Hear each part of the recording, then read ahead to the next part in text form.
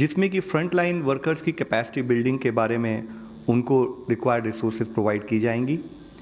इस प्लेटफॉर्म के द्वारा डॉक्टर्स, नर्सेज, पैरामेडिक्स, टेक्नीशियंस, एएनएम्स और साथ ही राज्य के जितने अधिकारीगण हैं, सिविल डिफेंस ऑफिशियल्स हैं, नेशनल कैडेट कॉर्प्स के जो हमारे वॉलंटियर्स हैं, नेशनल सर्विस स्कीम के वॉलंटियर्स, रेड क्रॉस सोसाइटी और जितने भी वॉलंटियर्स हैं उनको भी रिक्वायर्ड रिसोर्सेज प्रोवाइड की जाएगी। हमारा फोकस है कि कैसे हम लार्ज स्केल वर्कफोर्स बनाएं ताकि फ्लेक्सी टाइम और ऑन साइट बेसिस पर उन लोगों को हम ओरिएंट कर सकें।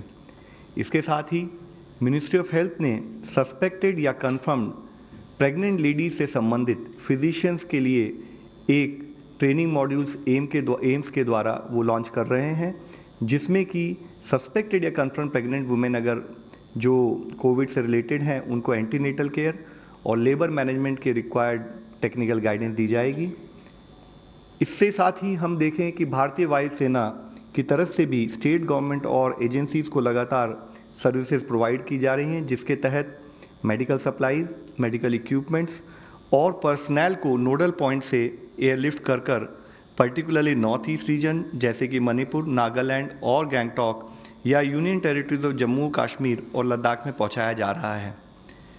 आप सबको मालूम है कि कोविड के जितने केसेस होते हैं उसमें अराउंड 80% केसेस माइल्ड या वेरी माइल्ड सिम्टम्स से संबंधित होते हैं। उस स्थिति में कि कैसे हम अपना हेल्थ इंफ्रास्ट्रक्चर बढ़ा सकें, उसके तहत जैसे कि मैंने कल आपको भी बताया था कि हमने अपने हॉस्पिटल फैसिलिटीज़ को क्लासिफाई करते हुए टेम्परेरी हॉस्पिटल्स के रूप में, जिसको हम कोविड केयर सेंटर्स बताते हैं, उसके तहत हम अपने इन जो लेस सिम्टम, माइल्ड सिम्टम्स वाले लोगों को हैं उनको हम कैसे ऑर्गेनाइज कर सकते हैं, कैसे ट्रीट कर सकते हैं, इसके बारे में हम लोगों ने जैसे होटल्स हैं, लॉजेज हैं, हॉस्टल्स हैं, ज़रूरत पड़े तो स्टेडियम्स को भी कैसे इस्तेमाल कर हम अपना फील्ड लेवल इंफ्रास्ट्रक्चर बढ़ा सकें, उस गाइडलाइंस के तहत अब हमारा इंफ्रास्ट्रक्चर उसी स्पीड से बढ़ना शुरू हो जाएगा। इसके साथ ही हमने जो क्रिटिकल केसेस होते हैं या जो सीरियस केसेस होते हैं उनके लिए भी डेडिकेटेड हेल्थ केयर सेंटर्स और डेडिकेटेड हॉस्पिटल्स के बारे में भी अपना रिक्वायर्ड एक्शन स्टेट गवर्नमेंट के साथ कोऑर्डिनेट करते हुए हम कर रहे हैं। चेन ऑफ ट्रांसमिशन को तोड़ने के लिए बोथ सेंट्रल गवर्नमेंट और राज्य सरकार में सीरीज ऑफ मेजर्स लिए जा रहे हैं। जैसे जैसे देश में केसेस की संख्या बढ़ रही है, उसी के साथ ही हमारा जो रिस्पॉन्स है वो भी उसी से कमेंसरेट रूप में हम बढ़ाते जा रहे हैं। हमारी प्रिपेयर्डनेस भी उसी हिसाब से हम बढ़ाते जा रहे हैं। इस समय में, जैसे इससे पहले भी मैंने आपकी नॉलेज में लाया हूँ, इस समय में हमारी गाइडलाइंस के तहत जैसे कि जो हमारा कंटेनमेंट प्लान है उसके तहत देशव्यापी हर जिले में कार्य हो रहा है। काफ़ी अधिकारीगण उस एक्शन प्लान के तहत एक्शन ले रहे हैं, इनिशिएटिव लिए जा रहे हैं कि कैसे हम कोविड-19 की सिचुएशन को मैनेज कर सकें। आप लोगों की नॉलेज के लिए जैसे मैं लाना चाहूँगा कि पुणे सेंट्रल रीजन और कोंढवा रीजन में डोर टू डोर सर्वे करते हुए 35 स्क्वायर किलोमीटर के एरिया में सर्वे किया जा रहा है, जिसके तहत जो टीम्स बनाई गई हैं वो पर्सन्स विद कोमॉर्बिडिटीज जैसे हाइपरटेंशन, डायबिटीज़ उनको भी चेक कर रहे हैं। साथ ही कोई अगर ट्रैवल हिस्ट्री या कॉन्टैक्ट हिस्ट्री हो उस टाइप के लोगों का भी सर्वे करके उनको रिक्वायर्ड सर्विसेज प्रोवाइड की जा रही हैं। इसी तरह से पत्तनमथिट्टा केरला में जो एक ज़िला है वहाँ पर भी एडमिनिस्ट्रेशन के लेवल पर सर्विलेंस साथ ही कॉन्टैक्ट ट्रेसिंग के लिए रिक्वायर्ड एफर्ट्स किए जा रहे हैं। एक मुख्य अंश वहाँ पर जो फोकस किया गया है, जो मैं आप लोगों की दृष्टि में लाना चाहूँगा कि इस समय में जब हम ये सारा काम कर रहे हैं, कैसे टेक्नोलॉजी का इस्तेमाल करते हुए वॉर रूम बनाया गया और साथ ही कैसे क्लस्टर्स और जो हाउस होल्ड्स अंडर क्वारंटाइन है उसको मॉनिटरिंग के लिए टेक्नोलॉजी का यूज़ किया जा रहा है और साथ ही जो हमारे लोग क्वारंटाइन या हॉस्पिटल में उनको रिक्वायर्ड साइकोलॉजिकल सपोर्ट भी प्रोवाइड किया जा रहा है। इस संबंध में जैसे आप लोगों की नॉलेज में ऑलरेडी है कि हम एक इन्फेक्शियस डिजीज़ से डील कर रहे हैं। इन्फेक्शियस डिजीज़ से डील करने में एक मुख्य अंश ये होता है कि अगर हमारी कहीं पर भी एक भी जगह पर फेलियर होती है तो वो हमारे ओवरऑल एफर्ट्स को हार्म पहुंचा सकती है।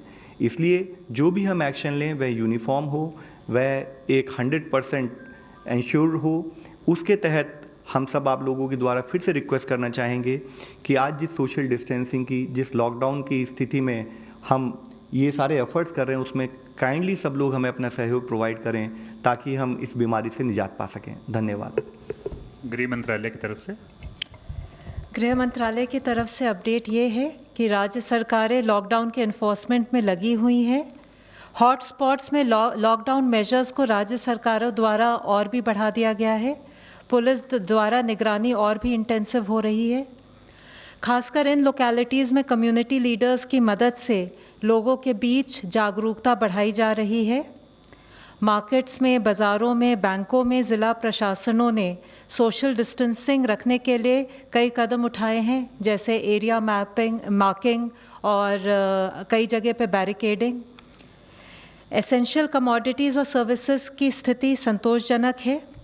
जैसे मैंने कल बताया था, क्योंकि संभावना है कि कुछ लोग ब्लैक मार्केटिंग अथवा होर्डिंग करें, होम सेक्रेटरी ने सभी चीफ सेक्रेटरीज को लिखा है कि वे एसेंशियल कमोडिटीज़ एक्ट 1955 के प्रावधानों का उपयोग करते हुए ये सुनिश्चित करें कि एसेंशियल गुड्स उपलब्ध रहें। राज्य सरकारें कई कदम उठा सकती हैं, जैसे कि fixing of stock limits, capping of prices, dealers के अकाउंट्स का इंस्पेक्शन इत्यादि।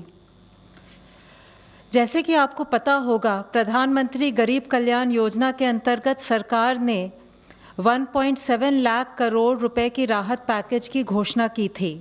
इसमें एक कंपोनेंट था बिल्डिंग और कंस्ट्रक्शन वर्कर्स के लिए।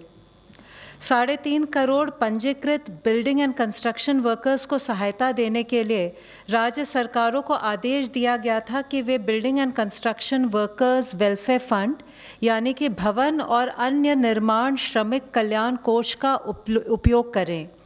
इस कोष में लगभग 31,000 करोड़ की राशि उपलब्ध है।